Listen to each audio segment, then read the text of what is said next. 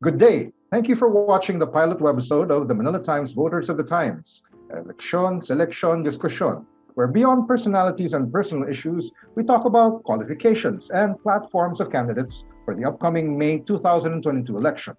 My name is Dafort Villaseran, and with me today is AP Partylist nominee Ronnie Ong. AP Partylist seeks to represent farmers, fisherfolk, and other marginalized groups in the provinces or rural areas of the Philippines. The party list group seeks to address the concerns, especially of those residing in the far-flung localities in the country. Welcome, Representative Ronnie Ong to the Manila Times Voters of the Times.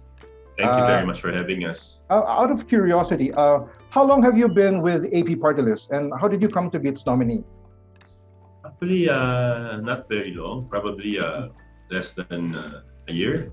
Mhm. But since when the pandemic happened, we were able to realize na mulat po yung mata natin, Dafort, na marami pang sa transport sector na kailangan natin tulungan, not just for the transport itself, but also the passenger rights, ng mga pasahero natin, and also job creation. Dahil alam naman natin during these times, ang dami talaga na wala ng trabaho. Basically, this could be a really good year for you in terms of the programs and to further all the initiatives that you already begun, and then you want to continue and add the new ones, no? If you'll allow me, at the 18th Congress, Representative Ong has been the Vice Chairman of the House Committees on Rural Development, Foreign Affairs, Tourism, and Games and Amusement. And he has also served as a member of the House Committees on Appropriations, Ways and Means, Vehicle Recovery and Economic Development, Economic Affairs, and Information and Communications Technology. So as the nominee of the AP Party List, this serves the needs of the people in advocating legislation and programs that make the provinciano or country folk the heroes of these measures. Which is why yung ating webisode for today, we binansagan natin siyang AP Party List, Bidang-Bida sa Serbisyo. So, Ronnie, as a nominee of the AP Party List for the next Congress, no, for the voters who aren't that, let's say, clear kung ano exactly yung organization and yung representation niya. Maybe could you give us konting detalye kung ano yung... We're actually representing the transport sector together with the passengers. Yes. Very important yan dahil lahat naman tayo, one way or the other, we use the public transportation and we are also a passenger. So it's very important and ito yung represent natin and kasama na po again yung job creation sana for our Filipinos who are nawala po ng trabaho during this pandemic and nahihirapan po makabalik sa kanilang mga paa. So we're trying to do that and hopefully makabalik tayo sa Congress itong Mayo. Is there like a size of the sector that you can give us an idea of? Tapos ilan of them have been laid off or have been unable to... Actually, our latest numbers, around 4.2 million Filipinos are unemployed right now. Mm-hmm. With regard to the transport sector, it varies kasi pabago-bago. Dahil alam naman natin, no, with the pandemic, we go from alert 1 to alert 4. Yes. So nagbabago-bago talaga siya. There are times during the pandemic na full lockdown tayo, meron naman 50% capacity lang ang pwede isakay. So, medyo magulo yung numbers right now. So, you work closely also with, let's say, the health officials in terms of yung mga recommendations for paano yung protocols and yung allowable and yes, what's actually not. we do. Pero sometimes we also get very frustrated. Things like very simple. Like isa tayo sa mga nauna nag-suggest ng one vaccination card. Yeah. Paulit-ulit natin tinutulak yan for obvious reasons. Yes. Wala pa rin up to today. Isa rin po tayo sa nauna na nanawagan sa IATF na magkaroon ng one health card. Obviously, wala pa. Things that I don't understand. Lagi natin nag-file din tayo ng mga resolutions para gisingin sila. And again, sometimes it falls into deaf ears. Especially the DICT na ang dami talaga natin na frustrations over DICT during this pandemic. Yeah. Like Dafort, ikaw lang, just being a Filipino citizen, you enter a mall, ibang health card. You enter another city, you have another health card. You go to the airport, you're asked to again to download another health card. But hindi na lang pwede magkaroon ng isa, right? Very simple. Very, very simple. Tama. But until now, wala pa rin. You mentioned card nga because in some areas, app pa yung hinihingi nila. So for some na, hindi naman natin masasabi na lahat kasi na connected yung Pinoy, di ba? So mas yung physical din na nakahawakan na ipapakita yung mas practical sa iba. Like yun what's this? Yun vaccination card. Alam naman natin yung 2020, lahat tayo umaasa na dumating yung vaccinations. Vaccination natin na dumating na sa Pilipinas. Hindi man na nila pinaghandaan yung vaccination card. Umpisa pa lang, maaga na natin sinasabi na kailangan natin paghandaan yan dahil unang-una marami tayong OFWs. Pag umuwi sila, pag alis nila, paano malalaman ng mga ibang bansa na ano bang vaccination card talaga ang sinusundan sa Pilipinas? Meron galing sa city na to, may galing sa probinsya na to. Ano ba talaga dapat natin sundan? Things like that.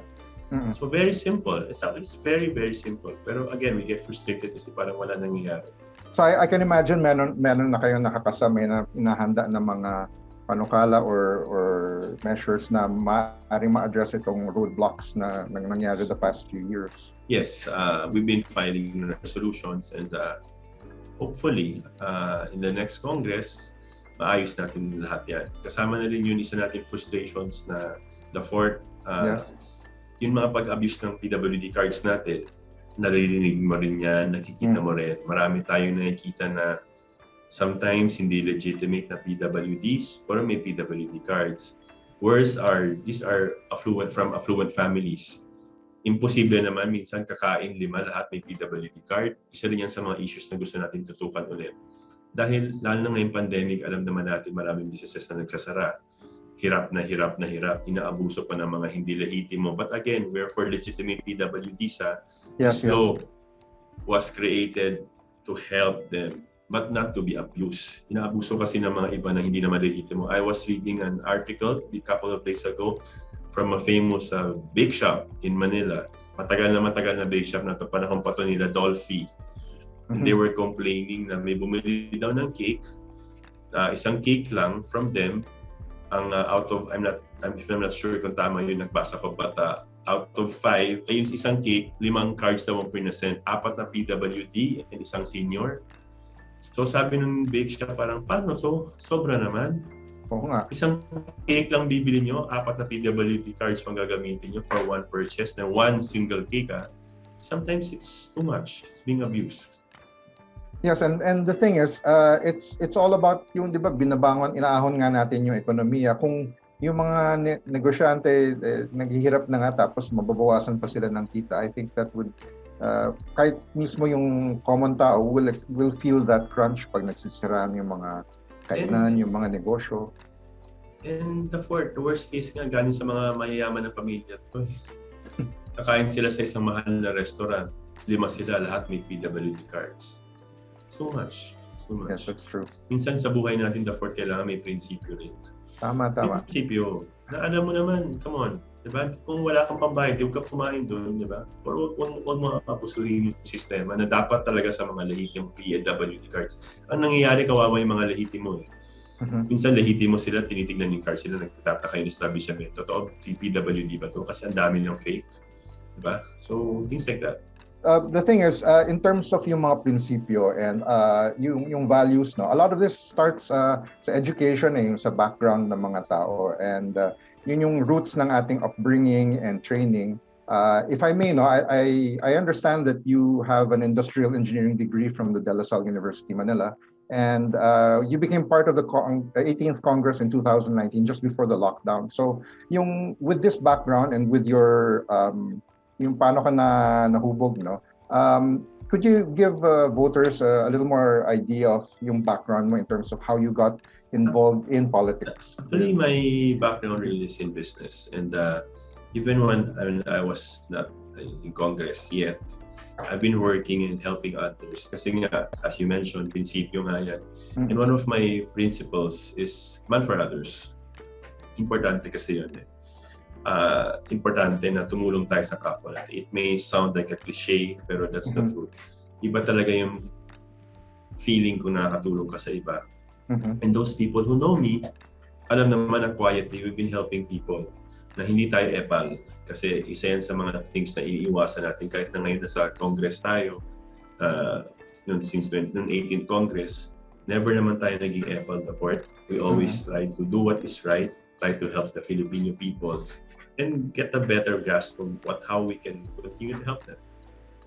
Kasi nga iba, hinahabol pa rin optics lang. Tayo hindi. Trabaho talaga. Sabi ko nga sa'yo, Dafort, when COVID started or nung tumama na talaga sa Pilipinas nung na nag-lockdown tayo noong March 17 or March 16, 2020, we hit the ground running.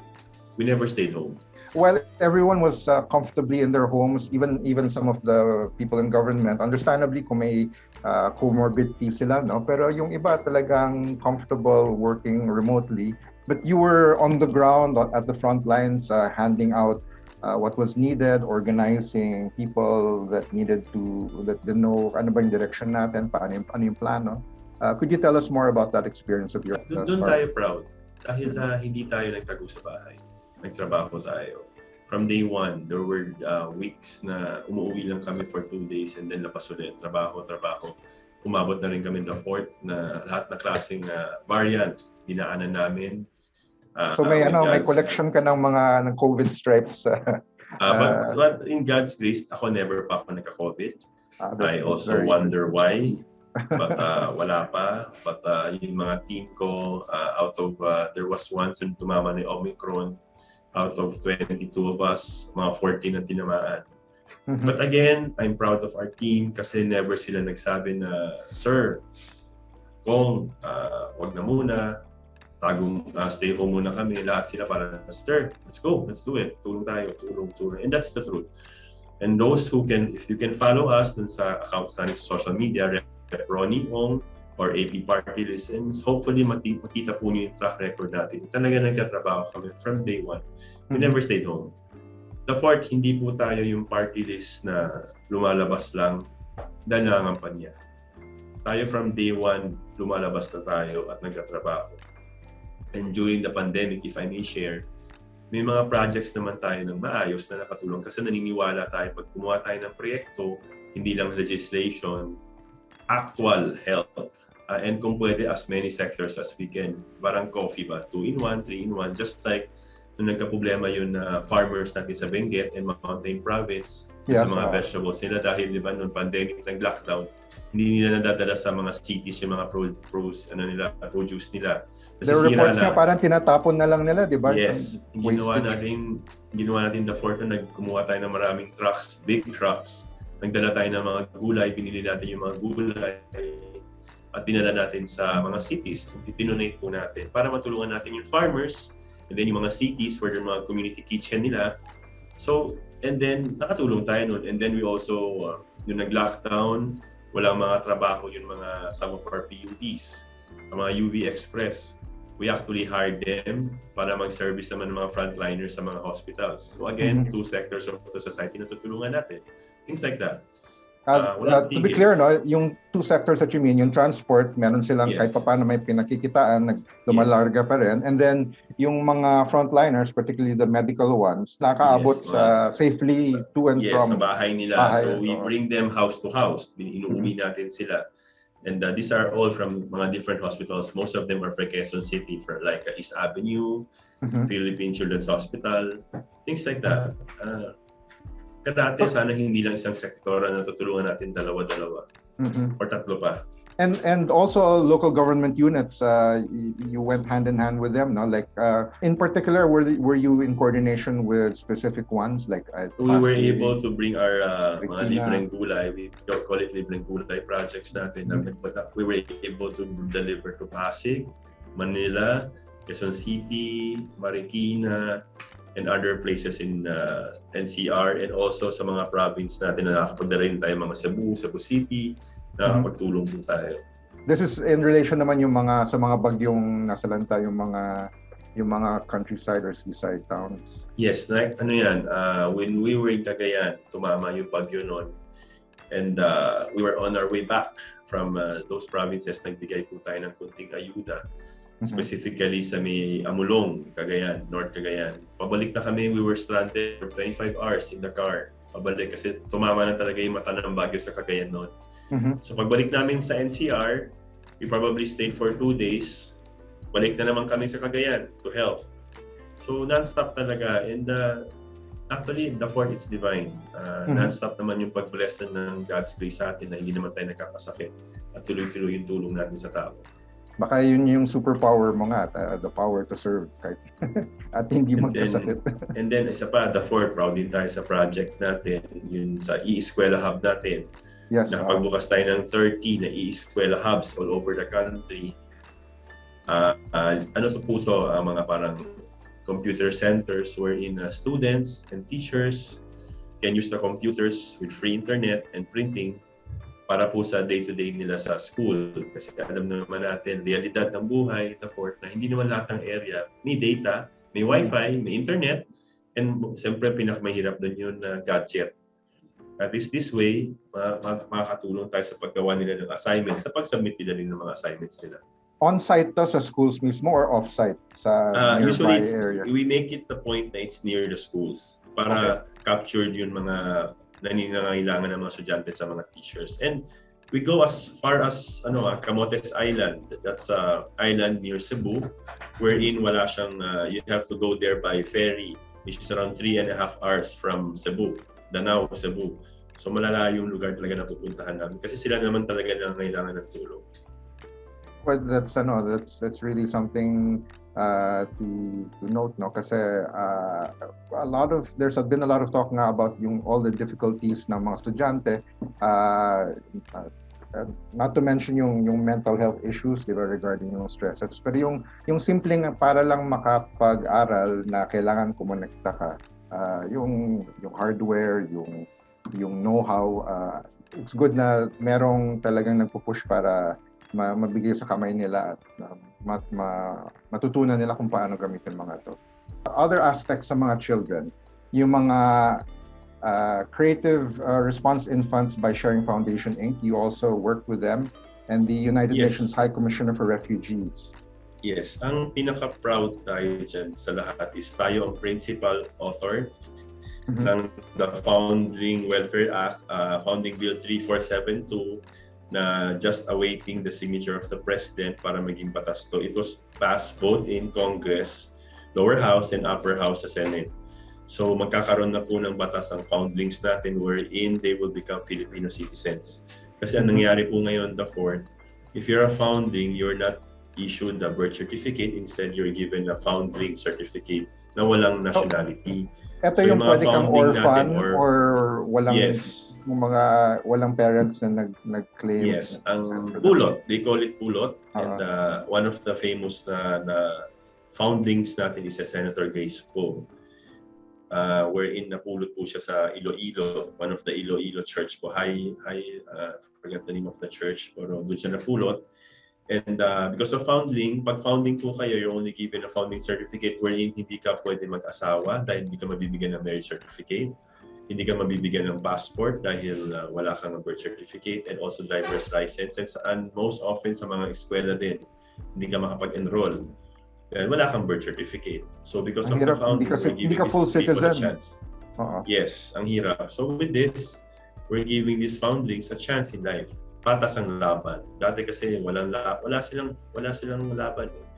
Parang wala pa sila sa tamang pag-iisip.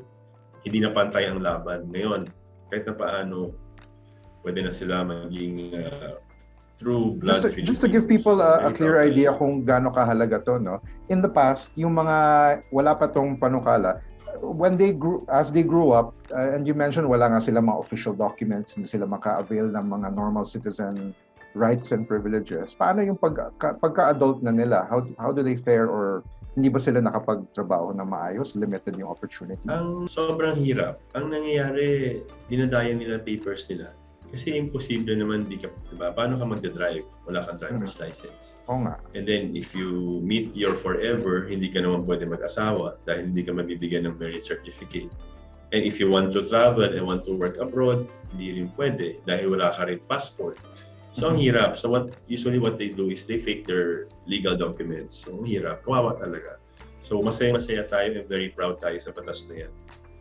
Well, speaking of saya, no, maybe if we can talk a little bit about some of the more fun and happy aspects ng mga yung mga advocacy mo regarding pets kasi you partnered with Caution Project Philippines before.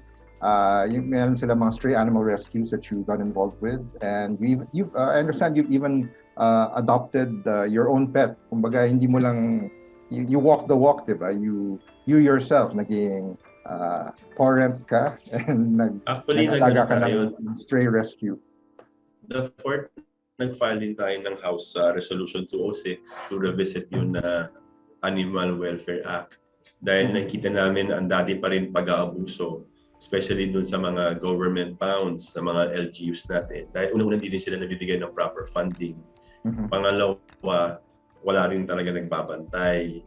So, kawawa talaga. So, hindi lang ako passionate sa animal welfare. Talagang it's one of the things that I truly value, yung pag-protect sa mga animals natin.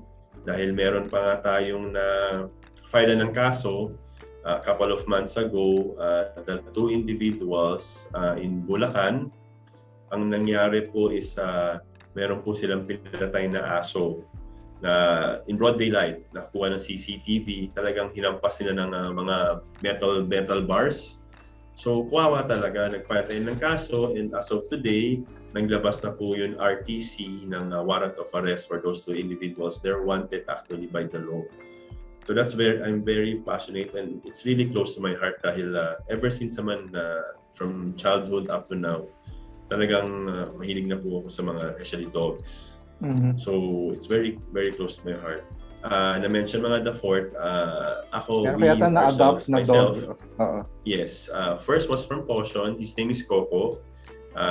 Parang love at first sight. Nung na-meet ko siya, una ayaw i-share sa akin ni Malu, yung founder ng post. Sabi niya, ambassador namin to. Sabi ko, close na kami. So finally, sa kakakulit ko kay Malu, pinayagan na niya ako i-adopt si Coco. He's of course with me. And then meron pa akong second na na-adopt na dog. We call him Wes. Kasi nahanap po namin siya sa may West Avenue, Quezon City. So ano lang siya siguro mga 6 to 8 month old na dog na sobrang gusgusin, sobrang dami yung sugat sa katawan. Part of his leg, kita na yung bones. So ni-rescue namin siya, pinodoktor namin siya, and it's actually recent lang to, fairly recent. Siguro mga 8 months ago, 8 or 9 months ago. So he's doing very well now, and we're so in the middle of the pandemic, sumusugod ka pa rin kahit may mga lockdown to help people. Tapos meanwhile, you picked up and rescued a dog, by the way. Ano po yan? Again, it's something that's very close to my heart, and hopefully in the next Congress we can continue to work with different animal welfare groups and continue to give teeth to the Animal Welfare Act natin. Kasi as of now, kulang pa talaga ng ipin to punish those who are very abusive of our animals. Sobrang sama.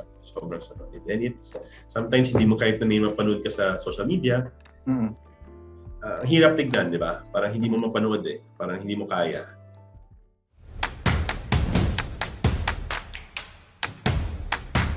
There's another advocacy that's close to your heart na involves mga tao naman na medyo nawawalan na ng ipin, yung ating mga senior citizens. Maybe you could share some of those programs. Ang nagiging problema kasi natin, Dafort, minsan as in government natin, we're focusing so much on giving our senior citizens and other segment of society discounts.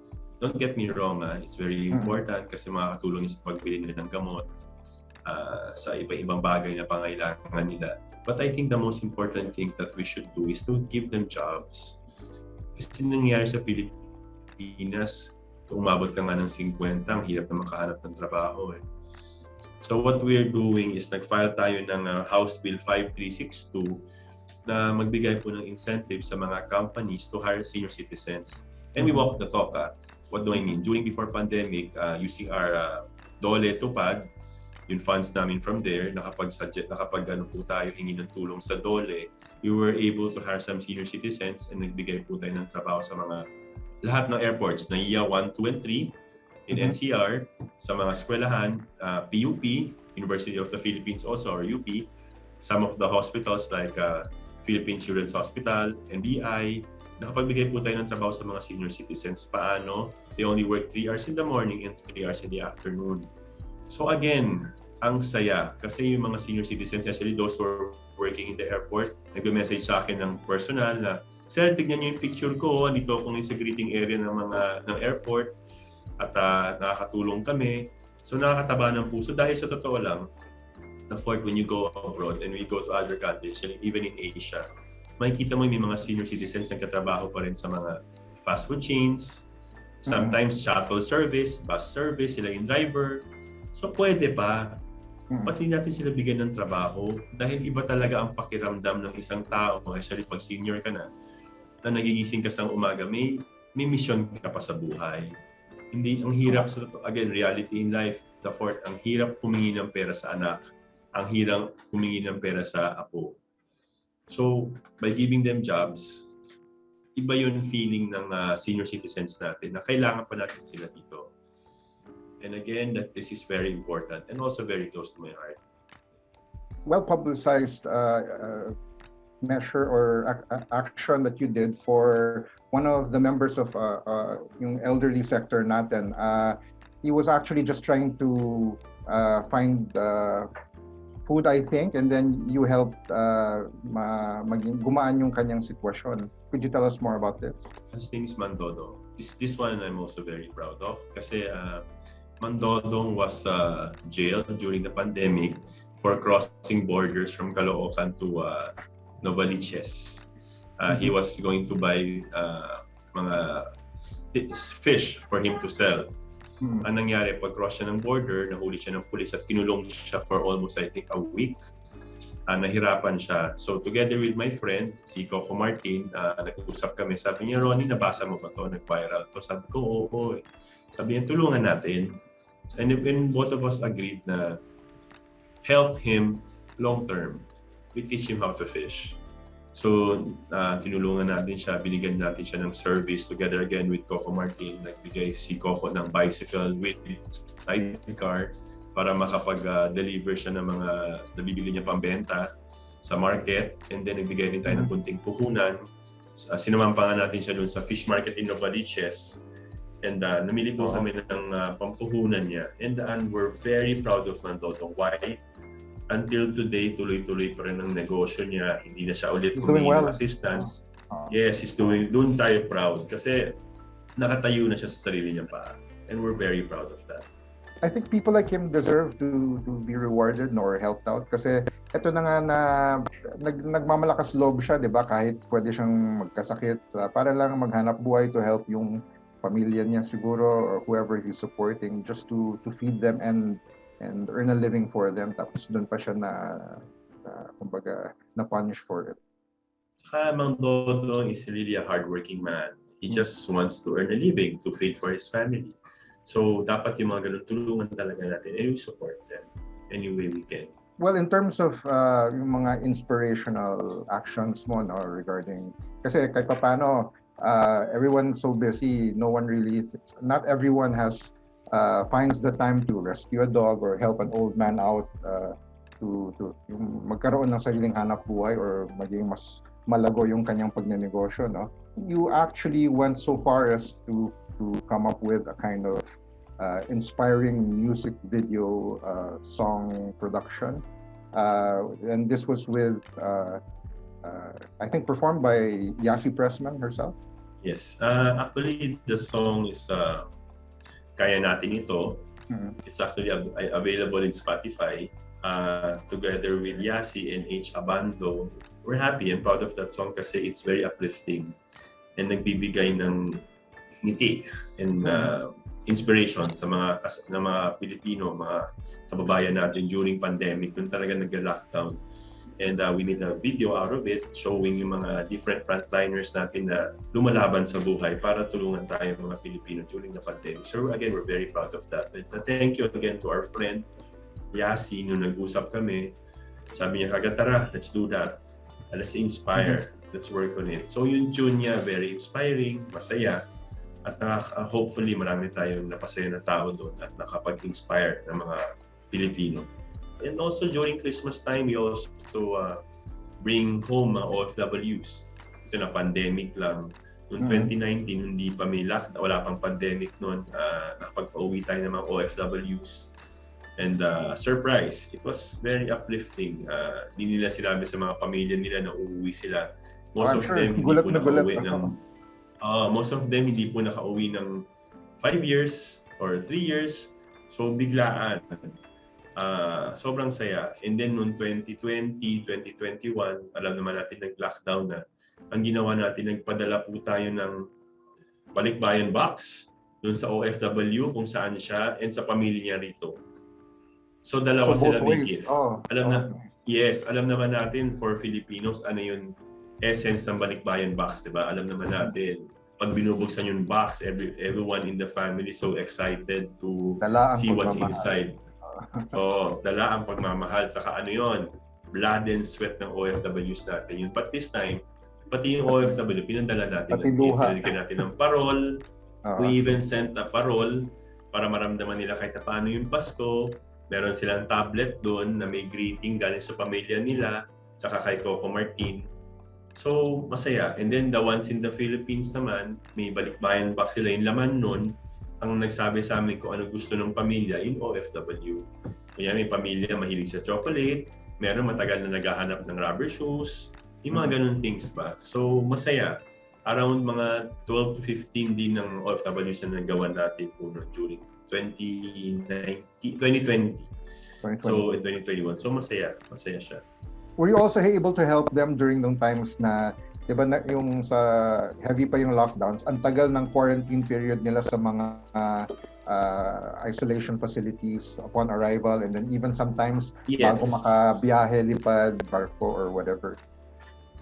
Most of them chose not to come back kasi nga the quarantine was 21 days. Minsan ang binibigay lang ng employer nila is 21 days.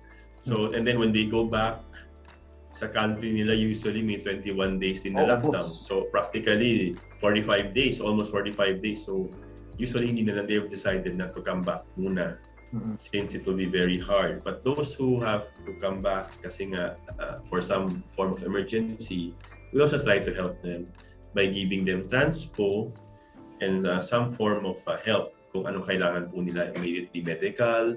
Yun yung hatid mula sa airport or isolation facility. Yes, we do that to help them. Actually kasi syempre kasi nga pandemic, ang nagiging mode of communication natin with most of them is through social media. Na ako mismo nagbabasa, ako mismo sumasagot. Well, that's something that I'm sure they really appreciated, lalo na ng Pasko with that symbol of yung parol and with yung hindi lang yung tagabigay ang nakapagbigay ng regalo, pati siya nakatanggap din siya. So I think all around nandun nga yung saya, yung tuwa. Kasi Dafort, nakaka-touch. May mga isa, dalawang or minsan tatlo pa na mga OFWs ng project natin na yun na nakakaiyak. Kasi yung OFW, alam mo ano sinishare nila? Sir, alam mo ba ito yung first time na nagkaroon ako ng regalo ng Pasko? Yes. Ang tagal na akong OFW. Tagabigay wala pa.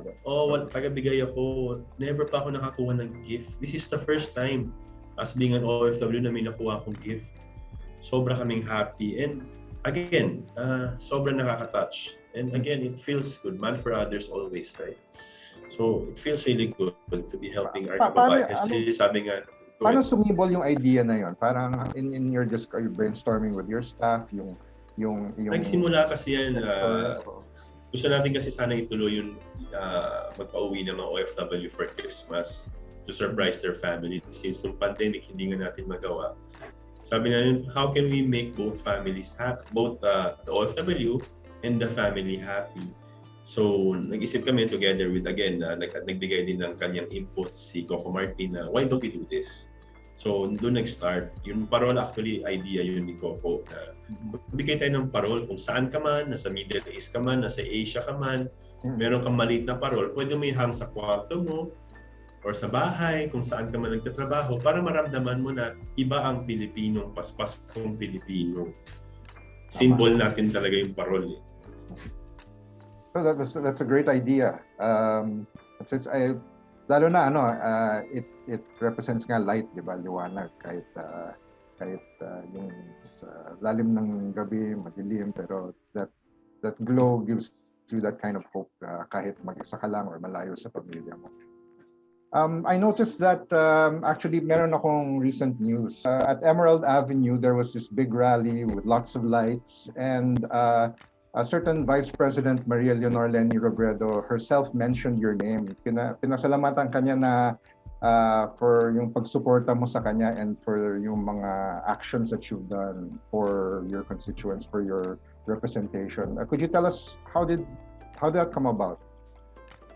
Because we've been supporting VP Leni ever since the pandemic started. We've been frequently visiting her, and also sometimes we will discuss on how we can help our kababayan during pandemic. And if you look at our projects, the e-hubs or the education, e-eskwela hubs natin, the libreng sakay, the libreng gulay, hindi namin napag-usapan lahat yon, pero similar, meron din siyang mga ganung project. Kasi Dafort, why is AP Partylist supporting Leni Robredo? Simple. Nagtrabaho si Leni Robredo during pandemic. And that's very important for us. Na for someone on the ground like you, di ba? Nandun ka and then makikita mo na lang siya nakikisabay. Saka Dafort, nagpakita siya ng leadership during pandemic. Alam naman natin, again, na very limited din ang budget ng VP's office. But she was able to be very creative na maximize na meron sa mga testing center, vaccination center, libreng tablets, libreng PCs, ang galing. So, na-inspire din kami doon. And again, without actually meeting together, very similar yung mga projects natin. And what's more, the most important thing for us, nagtrabaho si Leni Robredo noon pandemic. And during that time, wala pa naman siyang desisyon kung tatakbo siyang presidente o hindi. Pero nagtrabaho siya. So what you're saying is, ito lang talaga yung kanyang work ethic. Wala pa to sa yes. as part of the grand campaign promotion of self. And the fourth, we need a working president. Not someone who comes out when it's campaign season. Again, parang yung party list namin, wala kang karapatan iboto ng tao kung hindi ka nagtrabaho. Kung ngayon ka nang lumalabas, bigla ka nagkakaroon ng malalaking billboards. Hindi pwede. Kailangan nagtrabaho ka. You have to earn the vote of every Filipino na boboto sa'yo. And just like our friends like Coco Martin, Yasi Pressman, and a lot of the cast members of the TV show Ang Provinciano, most of them are with us, not because it's an endorsement, no.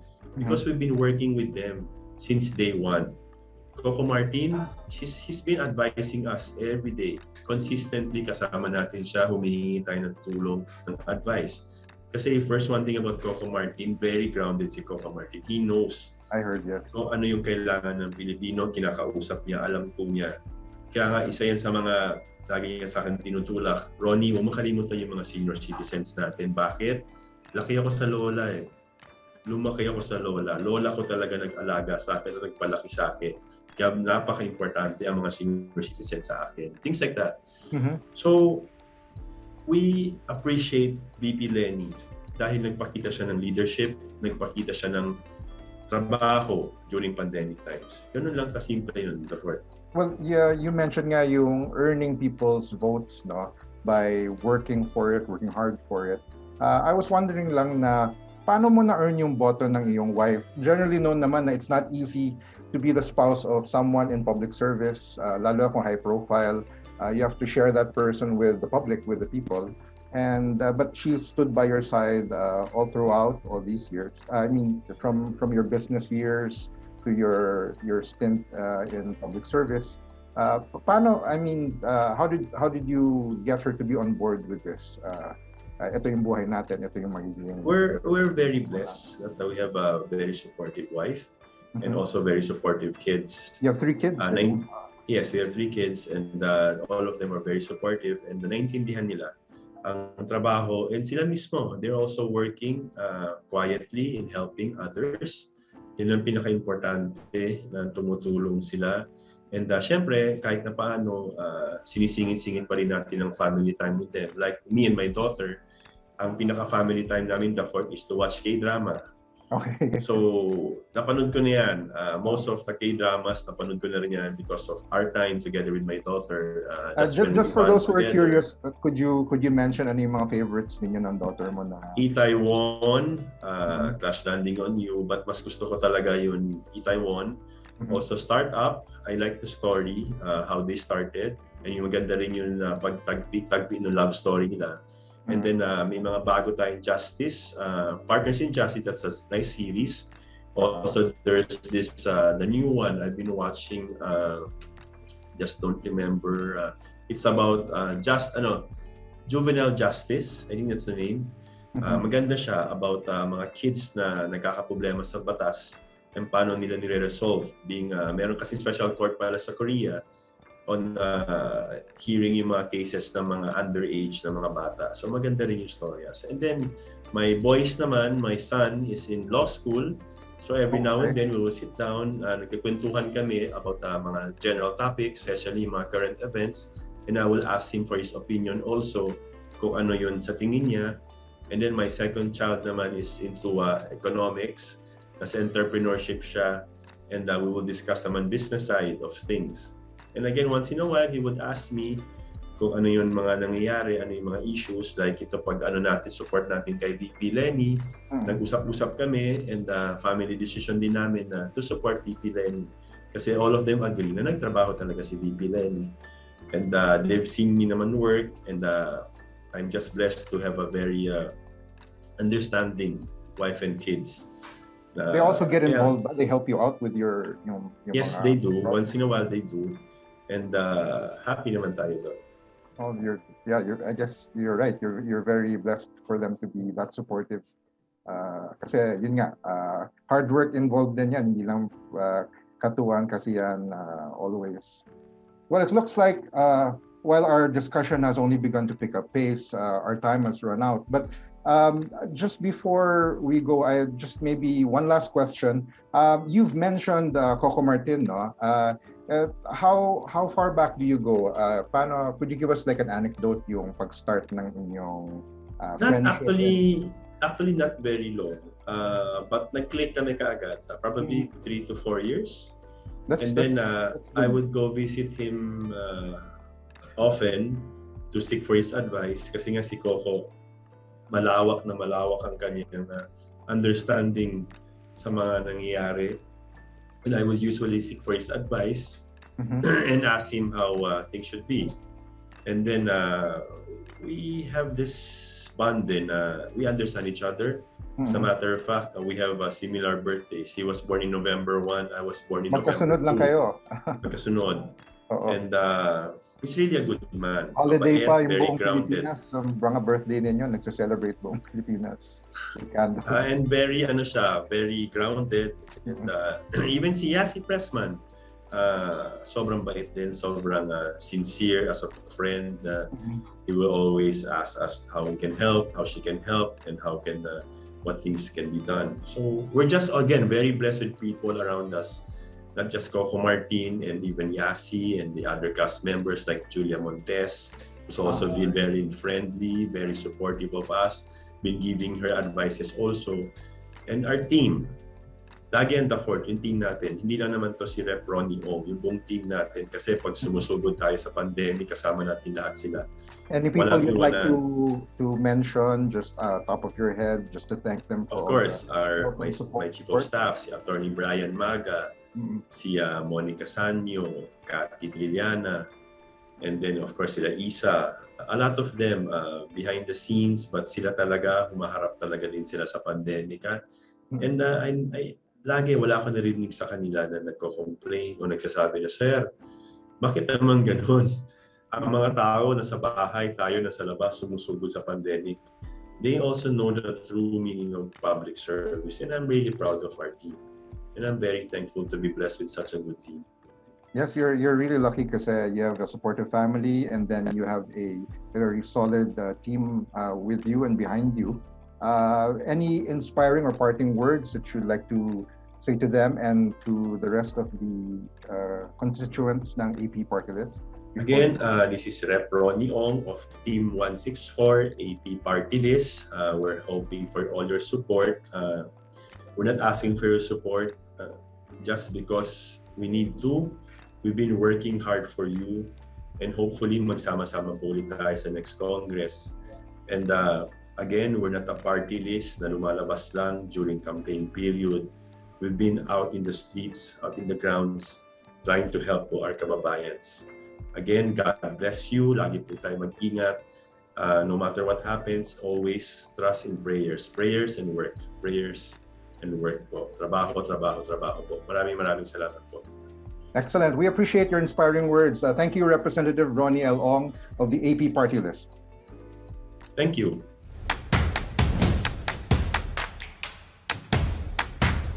Ako po si Dafort Villaseran at sana nabigyan namin kayo ng konting liwanag sa mga pipiliin ninyo kung sino ang boboto ngayong eleksyon sa Mayo 2022. Dito sa ating The Manila Times, Voters of the Times, Eleksyon, Seleksyon, Diskusyon. So sa Monday ng May 9 sa 2022, lahat tayo ay bumoto ng maayos at mamili ng mabuti.